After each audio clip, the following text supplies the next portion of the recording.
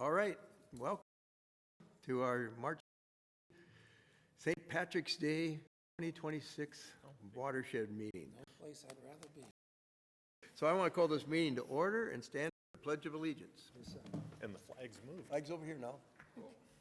I pledge Allegiance to the flag of the United States of America and to the republic for which it stands, one nation, under God, indivisible, with liberty and justice for all. Okay. My name tag on here. All right. So our next order of business is to approve of the agenda. Are there any additions, corrections, or deletions? Nothing from staff?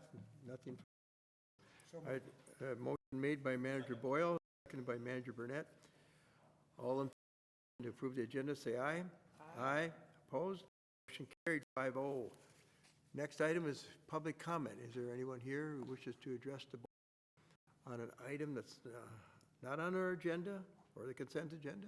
Wishes to address the board at this time? I think everybody's here for something else then, okay? All right, so we'll move on to old and new business. And we start off with programs and project update from staff. Thanks, President Loney. The program side here, jump into CARP management. This image on the right shows little red dots where CARP have been identified through our radio track efforts in late and early.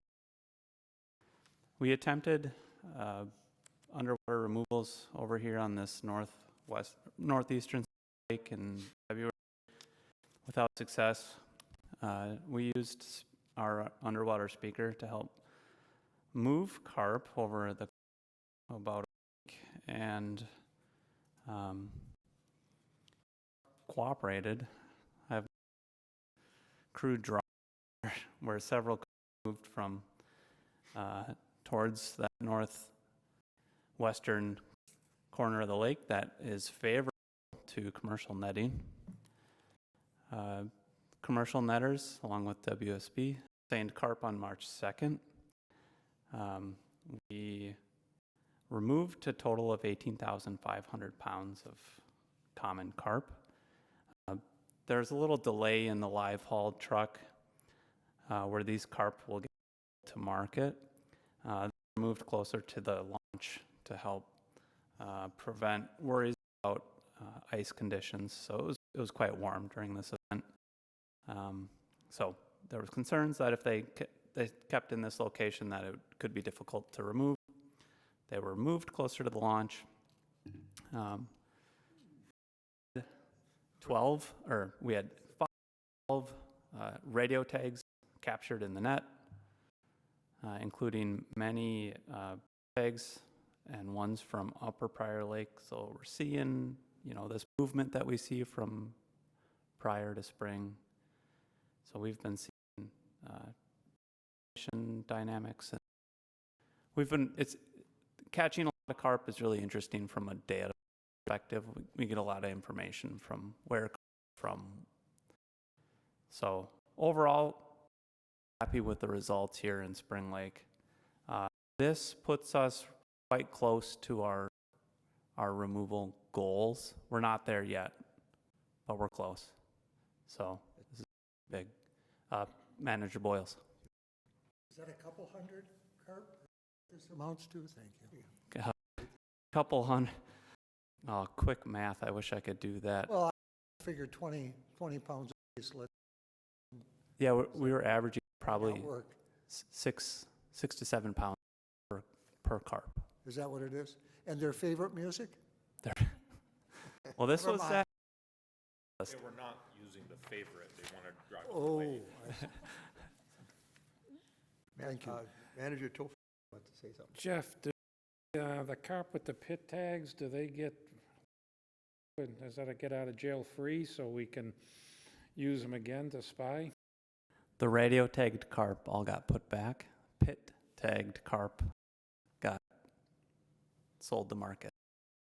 Oh no. you. You're welcome. So this park management will continue to focus on Spring Lake, meet that biomass reduction goal. Is 100 kilograms per hectare. We're a little bit above that right now. So Oracle, we still have some time to do underwater, under ice netting potentially, and then spring before May, we can target carp with working with commercial netters, and then shortly after that we'll get into tracking and then working with Spring Lake Association to stock bluegills, and then just that whole routine. So, really happy to share this with you all today. Thank you. Manager Morkenberg. Yes, congratulations, Jeff. That was excellent. And I just wanted to mention that in the past, where we caught even more carp at Spring and reduced the population a lot, in not a long time, actually rebounded. And the reason is that we're controlling the spawning areas, I think. Can we do anything to control the spawning areas or not on Spring Lake? That time when a lot of carp were removed, and then after that, we saw that sharp rebound in that population. There were not barriers to locations where spawning was favorable. So barriers have been installed at the highway wetland, the tadpole pond, the 1217 wetland, and working on a project to help include barriers or a barrier silt pond. So we're 3/4 of the way there, made really great progress preventing that rebound in that population. Perfect. Real quick, did it cost us anything for the commercial fishermen to come out? It did. Yep. We a fee. This is through WSB. This is part of our carp contract. Okay. And then paid them a bounty on top of what the fee is, and they met their max bounty off of how many pounds. So our max bounty to, I think it was 14,500 pounds. So they got their full allotment from us. What are we talking about? $8,000. 8,000. Yep. Okay. Questions, or Jeff can move on? Okay. All right, I'm going to touch on some projects here. And the first bunch of them is that it's grant season. Don't ask me to write a paragraph I don't need to write tomorrow. We are applying for, there'll be 4 pathways we're looking at. The first already been submitted is the project priority list. We will hear back on that. A little bit depends on which bucket we get to proceed in, but potentially in December this year. That puts us on a list, allows us to be eligible for other funding. We'll submit a application for LCCMR funding, which is the Legislative Citizen Commission for Minnesota Resources, I believe. And that takes a while to get through legislature. So that request will go through the process, and if we are successful, we will get an award next July. Later this month, or next week, we're submitting 2 applications to Bowser for their competitive projects and practices grant, and that turnaround is much more favorable. We would hear in June. And then lastly, the watershed-based implementation will be released this year, and that is not a competitive grant. It works with planning and the entities that are part of that area all decide what projects to give together. So it's a consensus-based process. It depends on how long that consensus takes. We've had really good in the past, and that, based on past, as early as this July. So the projects that'll be competitive of funding buckets and the priorities that they hold will be the Spring Lake Highland Iron Enhanced Sand, the DC project, and then the Fish Lake alum treatment. We're essentially looking for really cost beneficial reduction projects, and in the case of Fish Lake alum, a pretty permanent solution to a problem that's been well studied. What's keeping us busy today? On the horizon is the upper alum treatment. This will be the second dose of the planned dose of our treatment, and this is to meet our impairment reduction goals. Clear Lake, you may have seen articles in The Scene. We also submitted one to Prior Lake Association News and have put it on social media. An important point to make for future updates in this update is that only one contractor does this work. So Solitude is the company that can do an alum treatment on this scale. We awarded their bid in December or November of last year. They, based on their scheduling, are only available to do our treatment mid to late May this spring. And we have come into challenges with using the DNR boat ramp during that time window. We are still working through that. Unfortunately, the venues that we would normally have to push back, say, this is the timeline that you put on, are not very workable when you only have one contract. So they're putting us and DNR in a tight situation and saying that they can do it this spring. What the contractor and DNR have suggested is to move to a less traffic time at the boat ramp in the fall, which would be undesirable for based on the fact that we've noticed it's occurring this spring, and based on this last bullet, that the contractor has noticed us that the raw chemical have raised approximately $76,000 for our treatment. This amount is the percentage that our district administrator has approval to approve. It's also within the engineer's opinion of probable cost. However, you may note that normally in a bid process, when you submit a bid, that is the price that you are committing to. And that is how that process works. That is the reason that we obtain a bid bond, which holds a contractor to that amount. We did get a bid bond. That's 5% of the value. So in this case, $46,000. However, upon our legal counsel, he expressed that you could enforce a bid bond, but when you only have one contractor, that means you're not left with anyone to do the application. So it's not a good theoretical situation that we're in.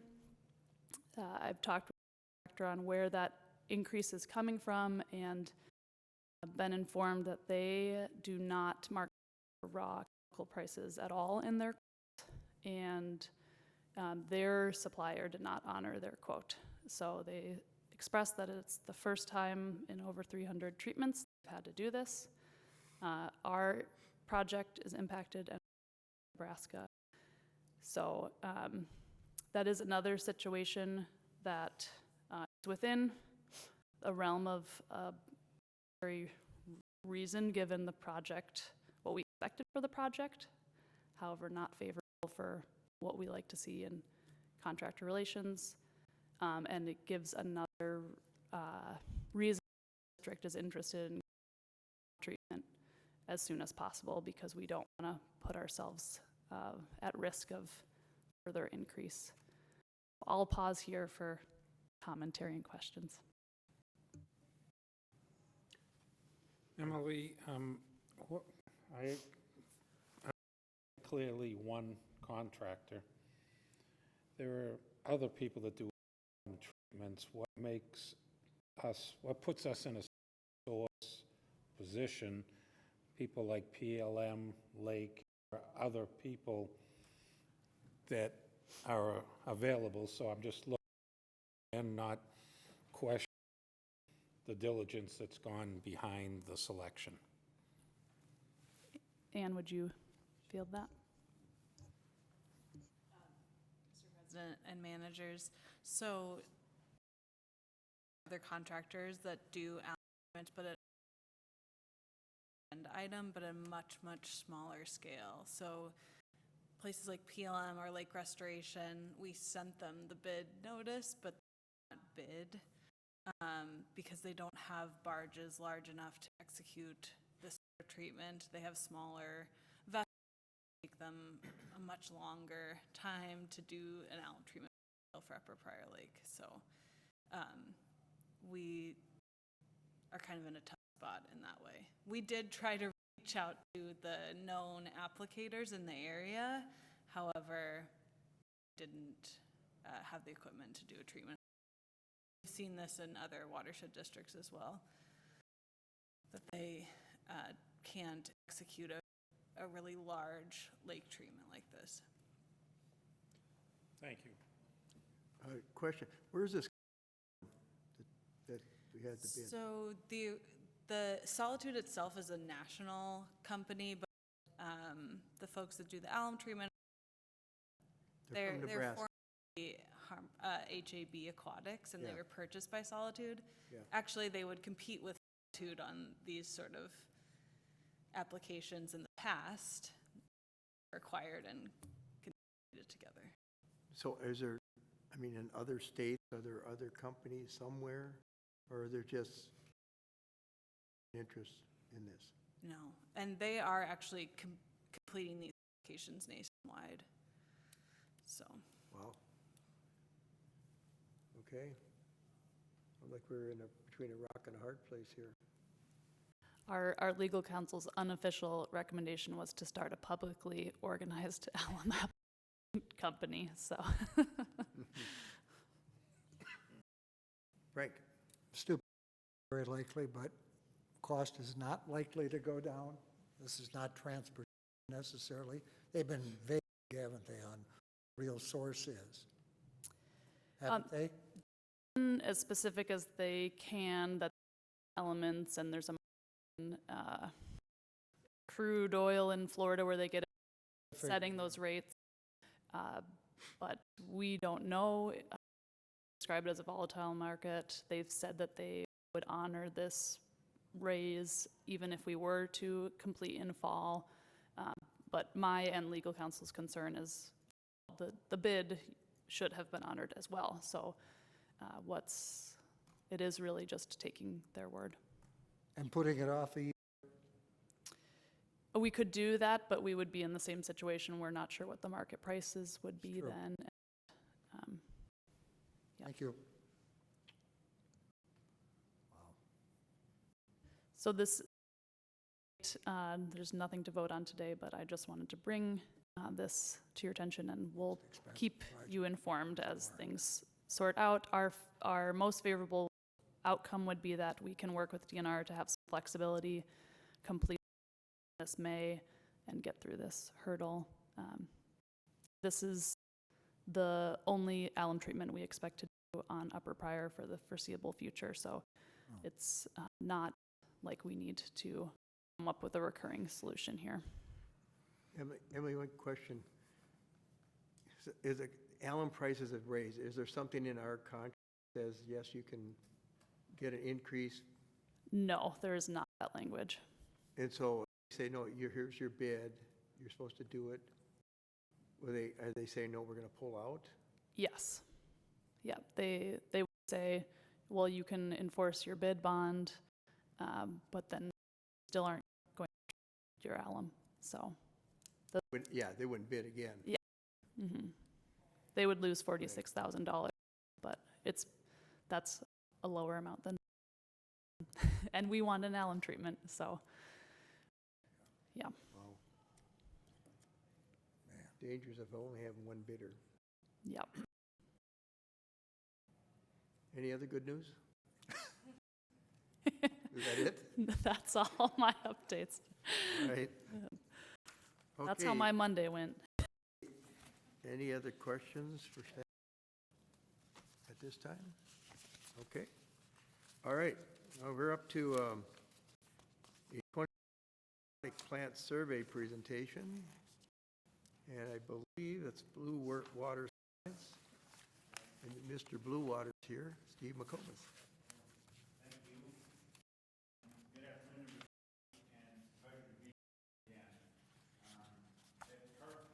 Program is so interesting. I think we've been doing that for a long time. One of the good news items out of that too is that Don Geyer, who's a commercial fisherman, he's actually older than I am. He's been at this time, man, what a pro it is, but it's an interesting operation. But also, plant surveys are out fun too, and a little bit easier. So I was going to go over some of the things that we did this year. Here are the list of lakes that we looked at. We are doing aquatic plant surveys. Prior Lake, Spring, and then 5 other lakes where we point intercept surveys. Kind of a rundown for Fish, Spring, and Prior Lakes, we did curly leaf assess our delineations, and if there was a treatment, then we went back and assessed. If there was no treatment, a curly leaf assessment. And then we did point intercept surveys on 5 lakes as well. When we look at delineations for, we're there early in the year. Here's what looks like in April and May. It's very sparse. This right here, the situation here is probably going to produce heavy growth in another month because the curlyleaf will put out runners. Stem here will turn into 10 stems in another month. So we're delineating when it's early and when it is very sparse, but we are predicting where the growth is going to be. We've done this long enough to know that you get 3 or 4 stems on a rake, you're going to get heavy growth. It's going to be 300 to 400 stems squared in a couple of weeks. So first lake that we kind of looked at was Fish Lake. And you can see that's our boat tracks, and the black dots are samples. The green dots there represent light growth, only 1 to 2 stems per rake. Well, when we get this situation, like a Fish Lake situation here, we would recommend no treatment because curlyleaf is going to be sparse and it's still going to grow and be there, but not representing or presenting a navigational nor an ecological problem. So we recommended no treatment. And it's kind of nice that we haven't really treated Fish Lake for curlyleaf since 2000. The last time we treated was 15 acres. Since then, curlyleaf just has not presented much of a growth or a nuisance problem. Spring Lake, a little bit different situation. In 2025, found 3 areas after we did our surveys and delineated about, 16.87 acres. That area number 2 out there was fairly large. Those red dots, potential or predicted heavy growth. And so that's a big chunk. Also treated over there in the kind of the south, it's getting southeast. And pretty typical, the hold curve we surveyed and recommended for several areas. Because we treated, then we went back in and looked at curlyleaf as an to see how good was the curlyleaf treatment. So was there any curlyleaf that we had missed or had sprouted since we were there? So that map on the right side of the screen, that is our assessment. That's now peak curlyleaf season. And you can see for this year, treatment area number 1 and number 2, we did not have very good control. That the applicator, whatever he used, I'm not sure what the herbicide was, but that was really not good control at all. We had curlyleaf come back and take a look at this next year. We're going to treat curlyleaf in Spring Lake. What was that herbicide? And we might want to talk to the applicator about his application, because we're out in the boat, we're finding, you can see that we pretty much nailed the curlyleaf. It was present around the other parts of the lake, mostly non-nuisance, very late growth. So that's something to consider for this year. But however, there have been some improvements. I actually took this picture back in 2000, and this is in an area where the curleaf was so thick, it had already started to die back a little bit, and that white area on top is decomposed algae and curlyleaf. So we've had our challenges for curlyleaf in the past. Then shortly after that, the watershed said, well, let's do an experiment. We'll look at some harvesting and we'll look at some herbicide areas. So the areas of known heavy curlyleaf growth, we harvested for a few years, did herbicide for a few years. And what we found is that harvesting, although effective, was costly and not very good at capturing significant amounts of curlyleaf. It was just too slow. So since then, we went to herbicides. What happened from over a period of 7-8 years, from 2007 to 2015, we didn't treat any curlyleaf. But since 2016, we've treated curlyleaf, and we put the treatment areas on this map here, all the treatment areas up through 2023.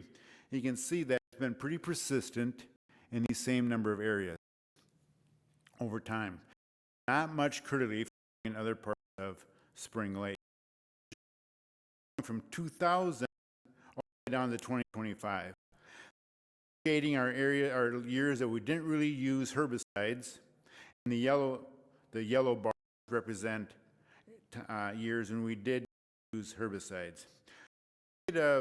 From 2007 to 2015 kind of seems to correlate with the iron dosing station, when the pond might not have been capturing all the iron flock.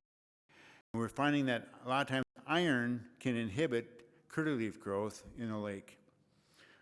Once the ponds were actually kind of and were capturing iron flock from the dosing station much more efficiently, there wasn't as much iron getting into the lake, and we've been eating curlyleaf.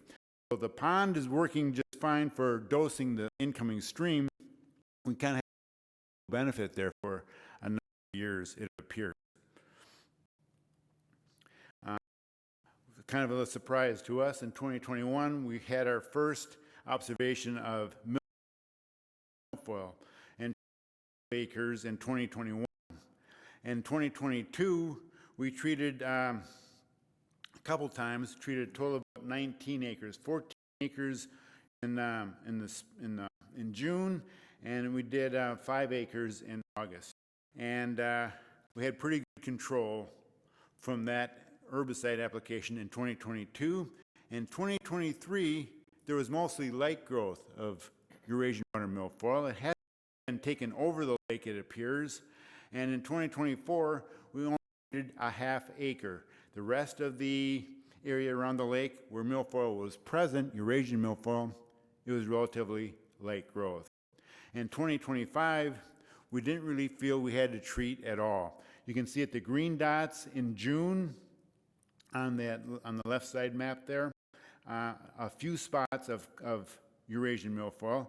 And then we thought, well, it's not treat, but we did come back and check in August. And sure enough, the milfoil had not taken off, and milfoil at the end of August was only light growth.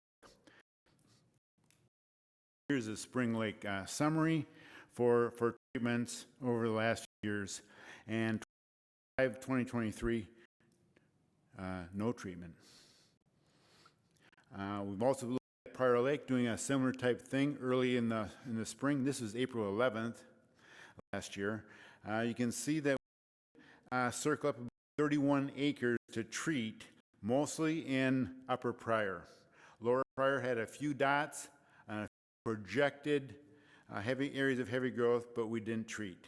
When we go back to look, the treated areas in this case, we had fairly good control where the curlyleaf was treated. And especially in Upper Prior, we had good control. But you can look at all the red dots in the areas that were not treated. What happened in this case is that we had a lot of resprouting occur after our delineation.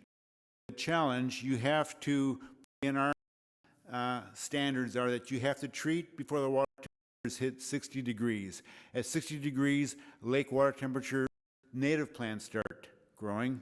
And because this is a contact herbicide for curlyleaf, we don't want to treat before the natives growing. So what happens sometimes is that curlyleaf after our delineation and after our treatments, and that's what happened here in Prior Lake. The hot spots, you can see that are also fairly consistent in 2014 through 2023. Not much in Lower Prior, especially the east end. And this is the treatment summary. This is for curlyleaf only, and we've had some years, a couple of years, with no treatment. This year, 2026 coming up, we'll have some curlyleaf. The conditions were light snowpack, late ice on, and if the ice goes out a little bit earlier than usual, there'll be some curlyleaf growing as well. The milfoil in Prior Lake, Upper and Lower Prior, has been a success story from the standpoint that there was some early treatment back in 20 years ago, 25 years ago. What we're finding in June, only one area maybe of some red dots, but that was not treated. Otherwise, milfoil growth has been relatively light in Lake. Oh, well, I think next step, we'll go through the point intercept plants we did on these lakes. Buck Lake, tracking Buck Lake, it's a really nice system, really interesting, and a nice water body. It does support a lot of coon growth. That is a native submerged plant. That's the dominant plant. You can see that upper left, that's coontail. The red dots are heavy growth. We ended up with 5 species, but coontail was by far the dominant species. We did not find any non-native species in Buck Lake. Kate's Lake is a neat little lake, very well vegetated. Look over there on the right, you can see a patch of American lilies. That's a relatively rare water lily. It's only found in a few lakes in the metro area, maybe in a few lakes in the entire state. So that's a pretty healthy population as well. It had a few more species. It had 7 species. These are the maps of all the species we found. The dominant plant was coontail again. That's the upper set of maps right in the middle.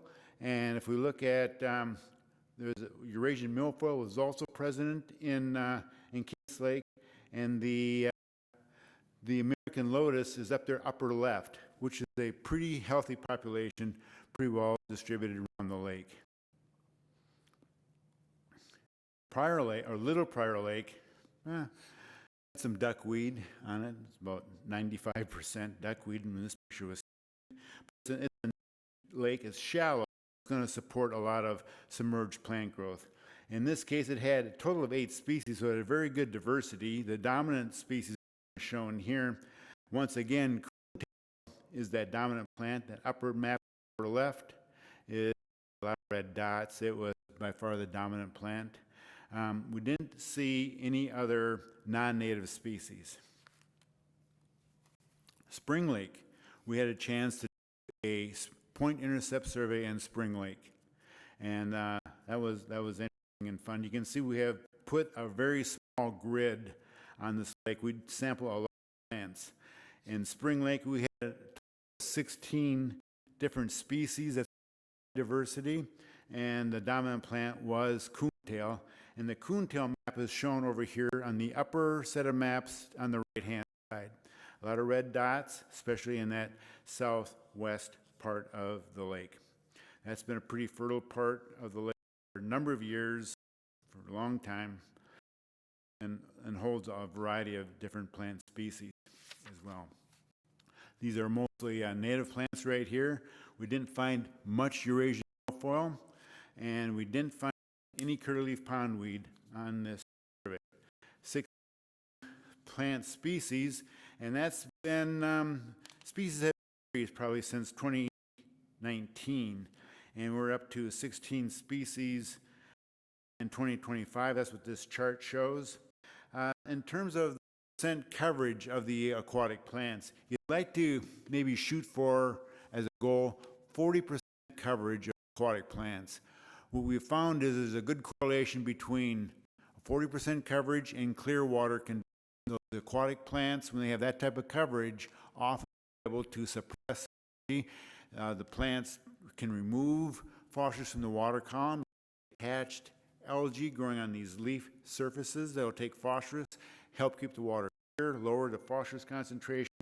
We haven't quite hit 40%. We were close a couple of years, but we dropped down a little bit last year, 2025. We had 20% coverage, and although we had good species diversity. Also, you can see at the maximum depth, that column on the right-hand side, the maximum depth of plant colonization. Also, because we had a little bit more algae last year, light penetration not quite as good, and the depth of the maximum depth of plant colonization dropped from 12 feet in 2023 to 9 feet in 2025. If we can colonize plants out to 12, 14, 15 feet, we'll be able to get close to that 40% plant coverage. So it's close from that standpoint. We also had an opportunity to do a point intercept survey on Upper Pryor. And in this case, we had pretty good diversity in Upper Pryor. It had 11 plant species. Once again, the dominant plant was coontail. We had a little bit of Eurasian milfoil, but it's mostly lake growth. And Cara was also present in the lake. So 11 species, pretty good diversity. And over the years, if we look at our point intercept statistics from 2015 through 2025, again, plant coverage dropped a little bit from 2023 to 2025. We had 37% coverage in 2023, and we dropped to 22% last year.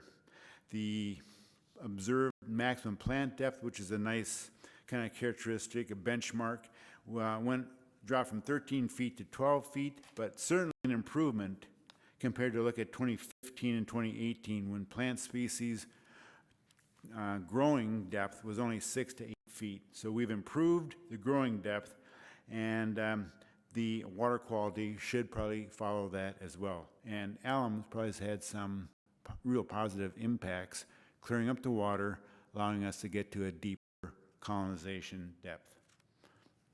So just in summary, it's interesting, curlyleaf does vary from year to year, but those hotspot areas, it varies within the hotspot areas. Some years it might be 10 acres, some years it might be 30 acres, but kind of consistent with those hotspots. Curlyleaf pondweed, that's CLP. The curlyleaf pondweed in Fish Lake has been moderate and haven't had to treat in a few years. Going down to Buck Lake, mostly native plants in the lake. And the shoreline has a nice natural shoreline as well, shoreland area, and it's certainly we see a lot of good wildlife, and because there's good wildlife habitat there. The clarity in Kate's Lake is good, and that's also with being that good, one of the reasons for supporting really abundant aquatic plant growth. Little Pryor is fairly shallow, but plants growing out to 5.5 feet and pretty much run almost 100% of the lake. Spring Lake, our coverage was 20%, and keep track of that. As water clarity increases, we would expect the aquatic plant coverage to increase, and then that can help sustain good water clarity in the long run. And in Upper Pryor, pretty good plant species diversity, 11 different species, coverage at 22%, and with an alum treatment, the potential for clearer water also has the potential for better plant coverage as time goes on. Well, with that, any questions? Any questions from board members? Manager Boyles. Can any of the watercraft that are used for herbicide application be modified for alum? Yes, it could, but boy, oh boy, That would be a lot of trips, because probably the most they can handle is only a few hundred gallons because of the weight and everything else. Where these barges can go, what, I don't know how much and they can put on at a trip, but that's a scale thing. These herbicide application boats, because they use herbicides from a tub anyway, but I've worked with some alum on these smaller water bodies, maybe a 10, 12, maybe at the most 20 acre lake would be about as big as they really want to take on and tackle. Thank you. Just scale thing. Manager Finelli. Steve, I guess I'm a little surprised at your comment that you don't know the herbicide that apparently didn't work. I would have thought that would have been an important thing for any treatment to evaluate. So I'm surprised that you're asking for this year what you do last year on something that didn't work. Yep. We probably should have followed up on that. A lot of times what we'll do with our delineations and then our assessments, we're just doing that, and usually good control. And this year we didn't. I don't want to talk about the wrong herbicide. We don't always get that information. It's my fault for not following up and just making a few more phone calls to the applicator. We will find out what that herbicide is, and we will work with an applicator this upcoming year to make sure either if we use that herbicide, we want to know more specifics of why it didn't work last year. I would have thought there was... Oh, wait, John. Oh, I'm sorry. Thank you, John. Manager Tofinelli, I can expand a little more on maybe why Steve doesn't have that. I contract with Blue Water Science, Steve, and he shares with me the delineations.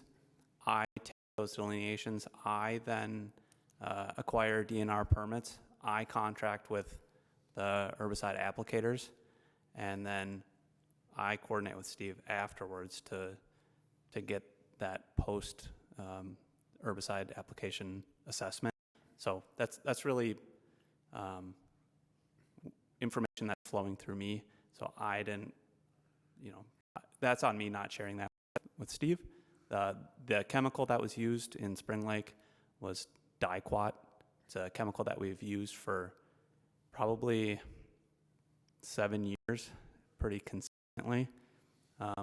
An interesting piece of information is that if you noticed in Upper Prior Lake in that mud bay, we had really good coverage and suppression. We used Flumigard, which is a new chemical that we piloted with DNR last year. Could we use that in Spring Lake again? Potentially, but I'm unsure why coverage was so poor in Spring Lake. I even met the applicator out there that day. So, Well, that's like, I guess I'm pleased to hear we knew what we put down. Things don't work is one question, and then I assume there was typically a default, and then you always have the newest and best, and so I was just curious that it seems odd that we can't explain why 7 years it worked reasonably well and 1 year, it just based on what I saw that didn't work at all. Especially in that southeast, the southwest portion. Now, what does happen with diquat, that doesn't happen with the other herbicides. If there was some turbidity in the water, if there could have been something coming from that ditch there, diquat, the active ingredient, grabs onto the clay particles or suspended particles and is inactivated. And that very well could have been the case. That's typically the case when diquat doesn't work, because it's a pretty good herbicide otherwise. This Flumigard that we're talking about, it doesn't have the aspect of where it's inactivated with clay or particles, but also more expensive. So there's that. If we're out there on a day when the water doesn't have a lot of turbidity, diquat should work. Thank you. Yeah, without knowing much about it, I would say that's an important thing to look at, what other factors affects your application, like the flow, whether it was just a big rain, and also make sure that pipes are open and he actually is applicating and then so on and so on. That there's a number of different things to make sure that this year they will be successful. So, thank you. Did you say, what are you going to be doing in 2026? We're going to be delineating curlyleaf in Prior, Spring, and Fish Lakes. And then I think we have a point intercept survey scheduled for Lower. Okay. Does that sound about right, Jeff? I might be missing one. Yeah, there's another point intercept. It might be fish. You know what? It's fish. Fish. Okay. Right. Yep. Okay. Manager Morkenberg. Yes, I want to thank you again for your presentation and the work you're doing. It's very interesting and it's very important. Well, thank you. Thanks for the opportunity, y'all. Okay. Thank you, Steve. It was just a discussion item there, no voting on anything. So now we're going to go to a cost share project approval, item 4.3. And Emily has this one? I do. The screen is going to show you some pictures, but to introduce why you're approving this project, we have language that the board will approve anything beneath a cost benefit threshold, and this project will meet that cost benefit to automatically get approved. So that is why it is here for you today. Myself and SWCD have evaluated the merit of this project. We've met with the landowner. They've been experiencing some sediment erosion around their driveway. And you can see in this picture, I'm not sure if you can see my mouse, but you can actually see in the aerial photo where all this dark sediment is coming, and you can see the white exposed soil eroded, and it's been depositing soil into the ditch, which is otherwise known as the Spring West tributary that feeds into the lake. So we looked at some solutions for this property owner and arrived up on a stabilization project, which was a rock chute. The rock and the grassed end point would allow when water and sediment come to that point, that they settle out, have some pooling effect, and the rock allows the landowner to scoop it out and clean it out recurringly. So you can see here the shared between the landowner and the district. At the rate, the district would contribute $5,041 to this project, and we would get a benefit of 1.4 pounds per year, 1.4 tons of sediment reduced per year, and the cost benefit is around $424 per pound. So this also, though, I think what those numbers don't incorporate is that the project is upstream of our planned spring iron enhanced sand filter, and having attended many workshops on maintaining those sand filters, I think one quote that was pertinent: treat the sand filter like a baby. Do everything you can to keep things out. Have pre-treatment, which we are designing into our filter. But I think taking care of this cost share will have dividends to the district in reducing maintenance on that downstream filter, as well as keeping it out of Spring West in general. There's some other nuances here too. The landowner is going to make some changes that will reduce the erosion coming into this site, and the things that they're doing do not qualify for share, so they're not reflected in the cost that they are incurring or in the benefits we are incurring. So some nuances there. I'll open up for questions. Any questions on the project? Manager Tofanelli. Emily, what's, I see you have the red there. What is the red? It looks like a sand pit. And I'm just curious, when I'm seeing green, I'm assuming that's all farmland. And just curious what I'm looking at there. Yes, so the green on the left is actually, I don't know how technical this term is. I've heard manure lagoon used. It's a settling pond to keep waste out of the waterway. So that's the left, it's actually water, it's a pond, and it's separated from the ditch by a berm. On the right side of the driveway is their kind of equipment area. I'm not sure the substance that looks sandy, if that's dirt or hay, but they use that area to move heavy equipment and move around. Okay, I was just curious what I was, well, obviously didn't know what I was looking at since It's that a little field was pixelated. water. Thank you. Yep. Manager Morkenberg. Yes, I think this is an excellent project and definitely worth to do cost share on that, so I'm very much in favor. Thank you. I have just one question on, is that higher, the benefit, cost benefit, 70 per pound, does that seem low? Because it doesn't seem like, I mean, $100 a pound would actually be a good deal. Is Yes, that in the docket then? it is in our docket, and our docket is agreed on, that is agreed on between us, water, and the Scott County WMO. So Scott County WMO tends to be more conservative and restrictive on cost share. Okay. We could absolutely opt for raising that in the future if, Yeah, I was going to say, maybe look at that next year. yep. Any other question? Manager Tofinelli? Just to help me visualize, what 1.4 tons of sediment, is that like a pickup truck? Is that a, you know, a dump truck 5 yards? Can you put that in a, you guys use things I can't visualize. I'm gonna crowdsource. Does anyone know what a ton looks like? I'm thinking it's more like the back. Dump truck? Pickup. Oh, I don't think a dump truck. Okay. I don't think it's that much. It's more than a trailer can haul. Okay, I'm just trying to see 800 if some pounds, so. things, you know, our water storage, we put it in inches.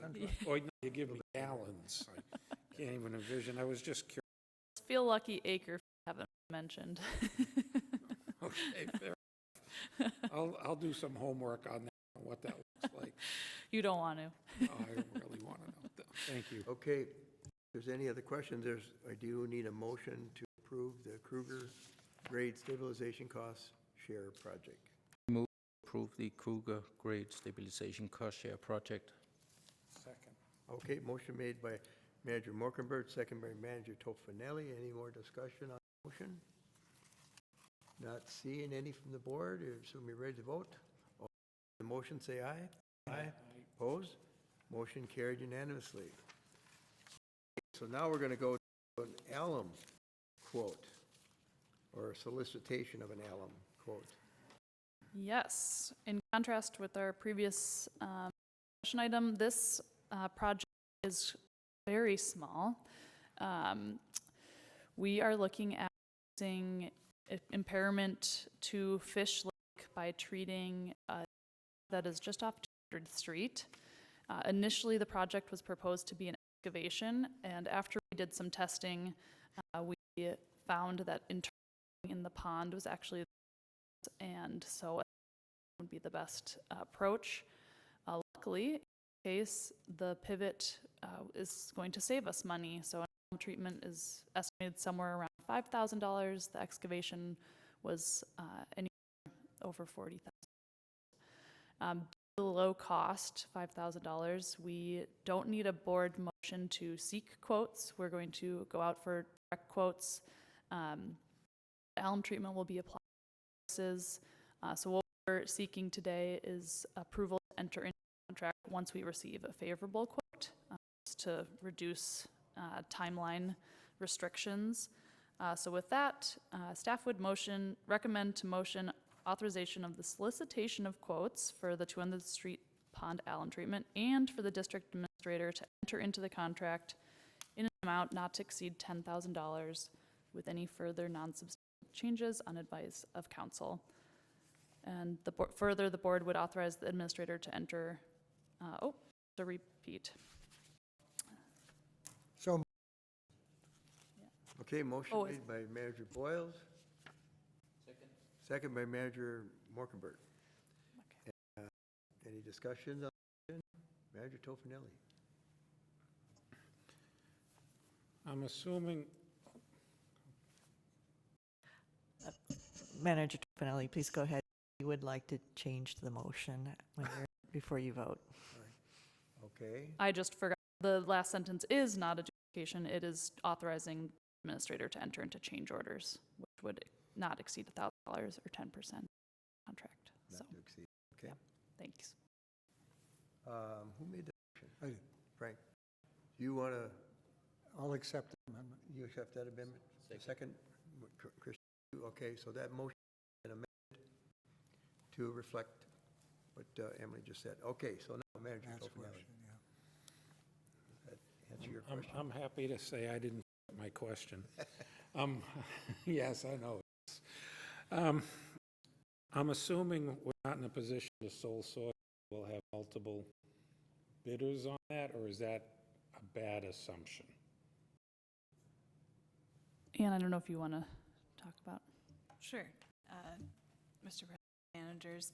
So this is a smaller alum treatment and will not be actually selected in this project.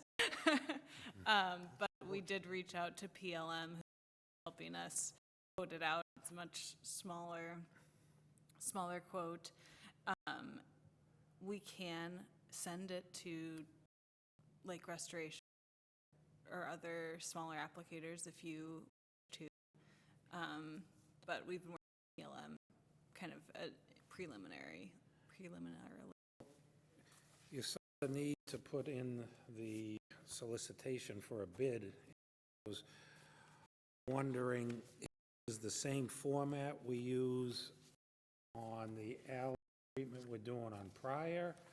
And it's a, a boilerplate, because it seems overly restrictive for a project of this size, meaning it's over spec, it looks to me.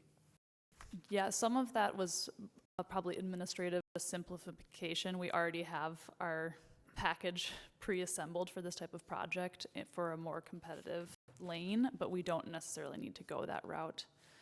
So, Typically for alum treatments, though, we do as much restrictions in those, that second exhibit, make sure that we're within acceptable ranges for pHs and weather and things like that. Since this is a new applicator for us, we want to proceed with as much kind of control as necessary to have a successful project. I wasn't looking so much at the technical, I was looking more at insurance requirements and things that you were putting on your vendor seemed excessive. And if you're going the route you're telling me, it's kind of irrelevant. But I was looking more on those lines. If you was to 4 to 5 people, it's a very small project, so I was just trying to understand, and you make me read these things. Send them in. I will. Glance at.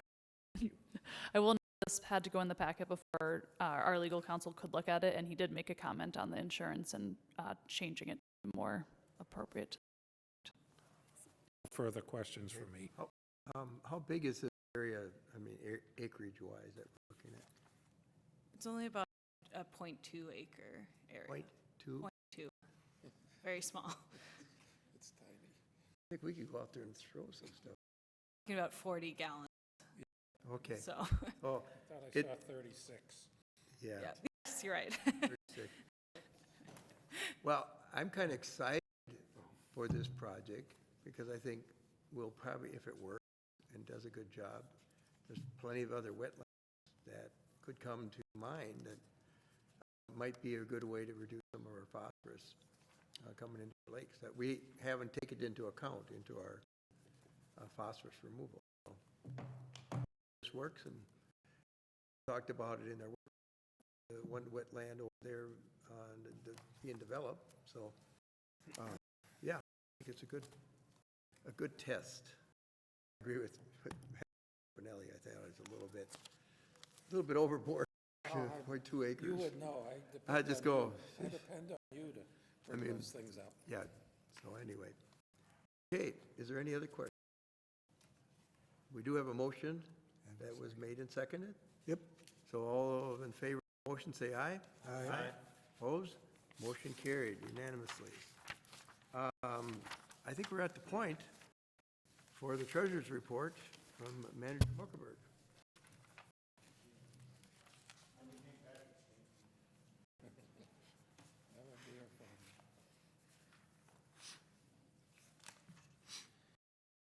Thank you, Mr. President, board members. Our financial status is good. It's beginning of the year. Administrative expenses are front-loaded. Those expenses by a little bit higher. That's what we would expect in the beginning of the year. The salaries are higher in some areas, but lower in others. But overall, they balance. The implementation fund, which is like primarily our projects, the expenditures are quite low, but that's also because these expenses come in the summer months, in the fall, and even into next year.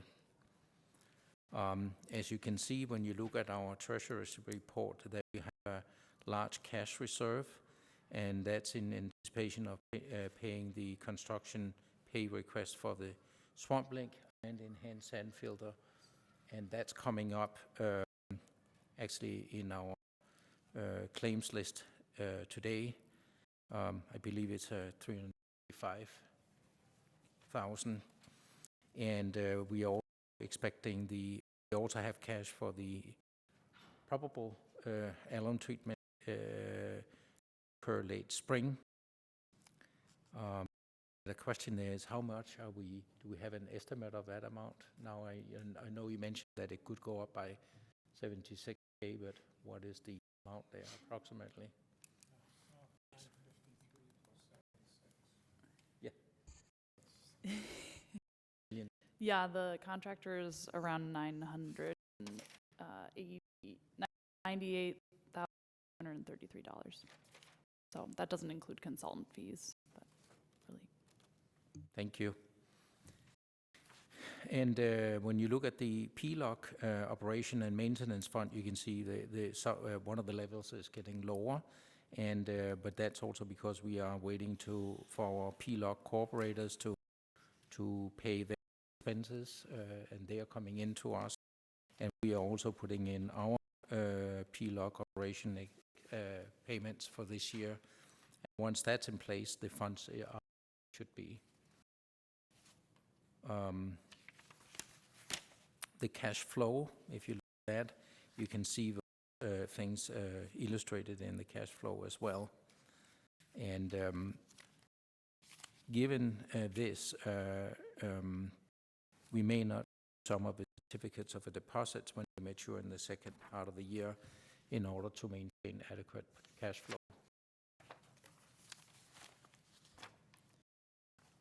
And the cost analysis, there's not to see, and the reason is that the implementation fund consultant contracts don't occur till later in the year.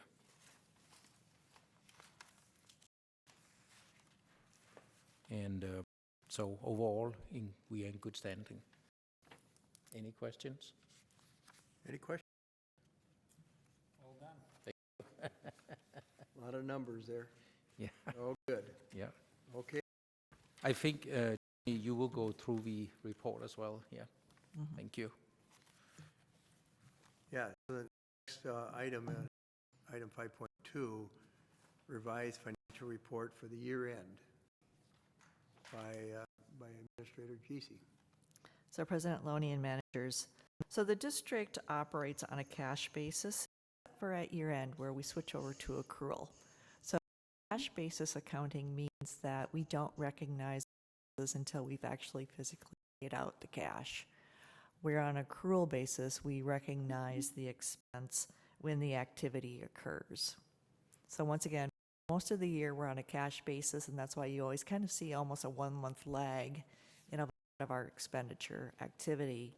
But now, since the end of the year, we have been compiling all of the invoices that have come in, still relate to 2025 activity, and continue to apply them towards our 2025 financial report, which was included today.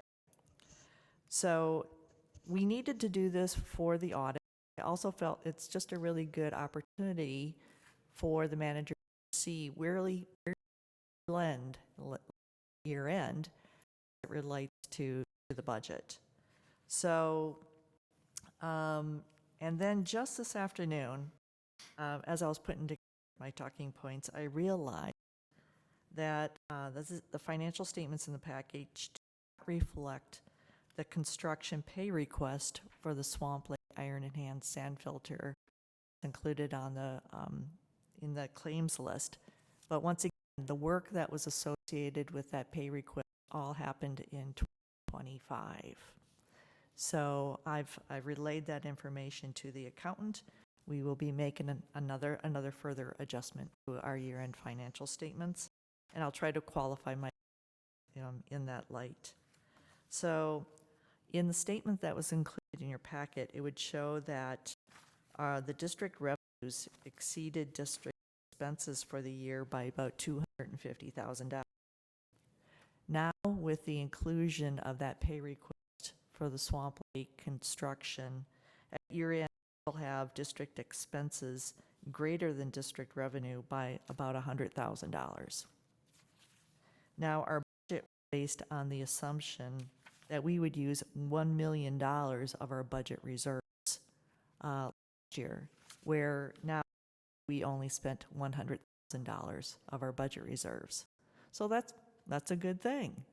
I would attribute a lot of that to the fact that the district staff were successful and awarded over $450,000 last year in grant funds that were not included in the budget, of which we actually received about $230,000. The other portion of that grant will come in 2026. In addition, we also received really good bid prices on our Swamp Lake Iron and Hand Sand Filter project, and to the extent that we are possible, we are trying to allocate grant funds that we can to our Spring Lake West project instead. And finally, there were just several projects that were included in the 2025 budget that did not complete, and they were postponed until 2026 or 2027. So with that, though, at year end, the general administrative fund expenses were about 99% of the budget for the year, and for the implementation fund, expenses were 67% of the budget. Now, our second component of the discussion is that the policy, controls, and procedures for financial management policy that's in our governance manual state that amounts in any approved budget line item may not be reallocated or exceeded by $5,000 without approval from the Board of Managers. So at year end, 2 budget line items that exceeded our budget by over $1,000. The first one is in the general fund, the administrative salaries and benefits. And so there was a period of time, the reason for this was there was a period of time of approximately 5 weeks where we had 2 administrative assistants on staff, Patty and Teresa. And this allowed Patty to train up Teresa. And while this doubling of our administrative assistance was not budgeted, I think in the long run it very much benefited the district by providing a very smooth transition between our administrative assistants. In addition, I believe that I may have possibly set the budget too low for salary. And I just realized this as we started pushing up at the limits, that all of the staff, PTO and holiday, are all assigned to administrative and so we may want to take another look at this, and I may consider doing an amendment for 2026 that we are properly allocating our funds for benefits as well. So ultimately, at the end of the year, the general salaries was budget by about $12,000. In our implementation fund, we were under budget by $24,000. So combining the two funds overall, we were under budget by $12,000 for salary benefits for the year end of 2025.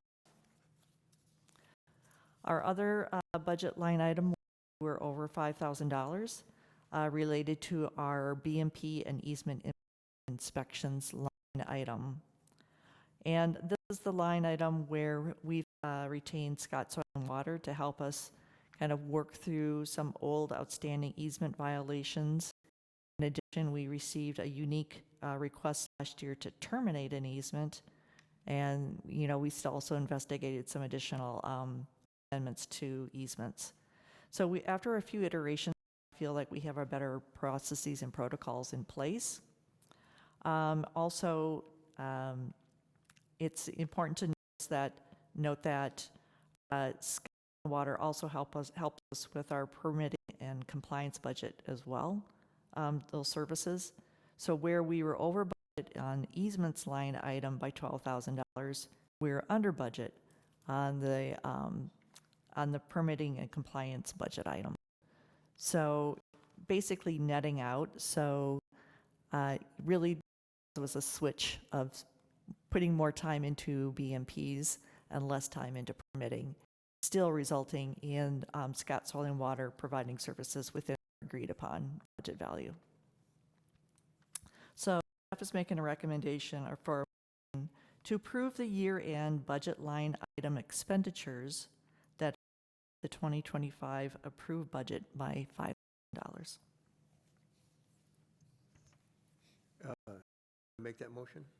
Motion to approve the year-end budget line items expenditures that exceed the 2025 approved budget by 5,000. Okay, motion made by Manager. Second. Second by Manager Wild. Questions, any questions? Manager Nelly? Should that number of $5,000 be made meaningful?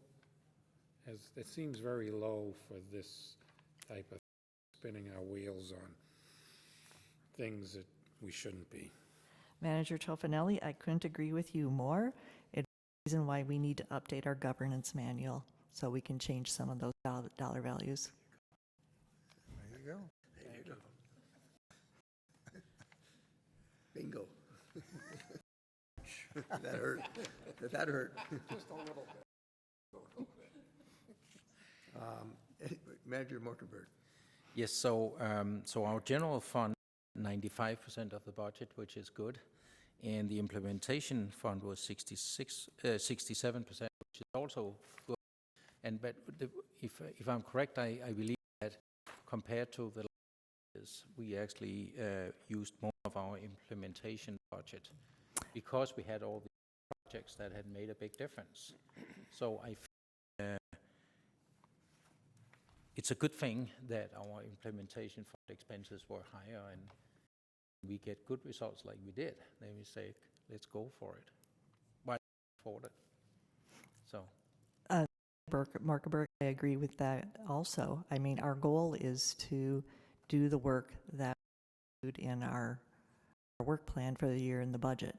And yes, I would say it's a sign of success that we are up on the limits of our budget, that we are getting work done.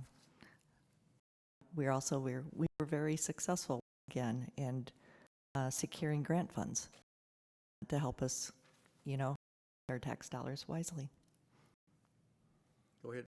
Yeah, and so I again compliment you on getting the grant funds last year, and already in the process, quite a few applications now for this year, which makes a huge difference. So thank you for doing that. Yeah, and we should that thank you as well. So secured some of those grant funds. Well, having done a number of budgets for years at the city, we were told kind of like, if you can keep your overall budget within budget, you didn't need to do any $5,000, you're over here, but you're under there. That might be something to look at. And when you look at the fact that you only have two areas to really adjust, I mean, when you do a budget, you really have crystal ball for 18 months. Okay, here's what's going to happen in the next 18 months. Well, things happen not according to what you budget for. So having only 2 items going for 5,000 is pretty good. That's a compliment. Thank you. Okay, I don't have anything else. You guys? Okay, there's a motion on the table and seconded. Yep. All in favor of the motion, say aye. Aye. Aye. Opposed? Motion carried unanimously. All right, we're at the point of the consent agenda. And in this agenda, we have one business, routine administrative items.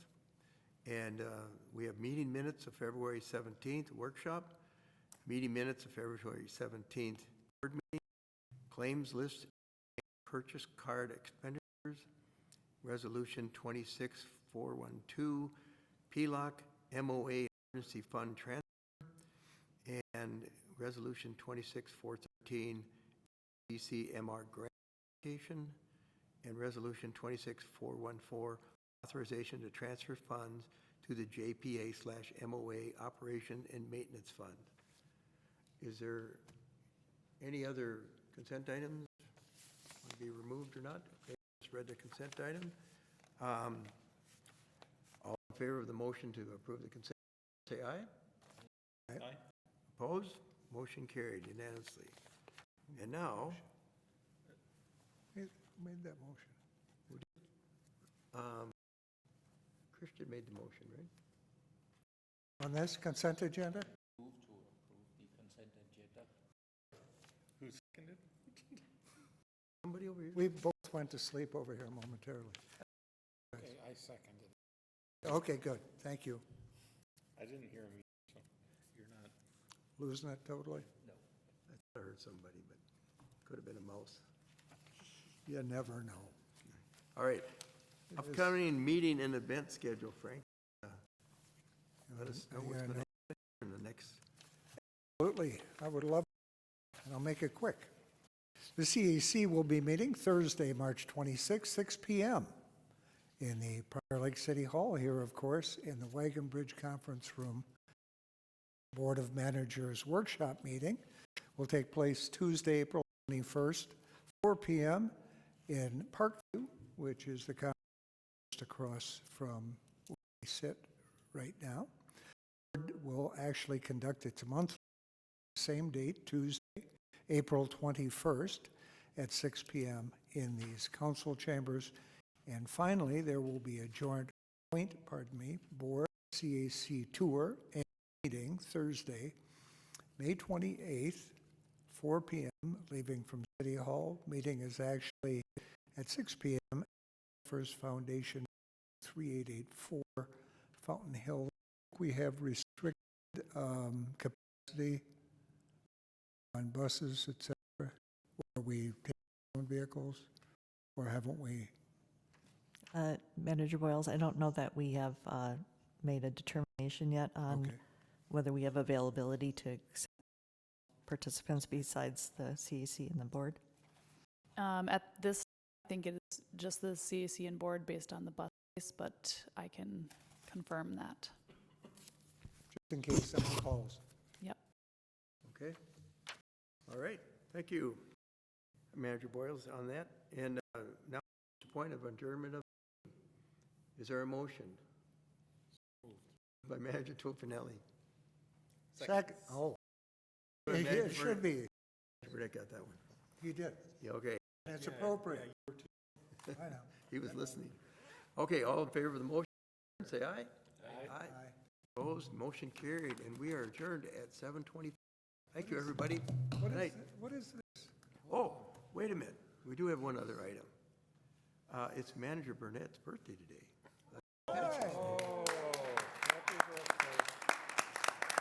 The staff is.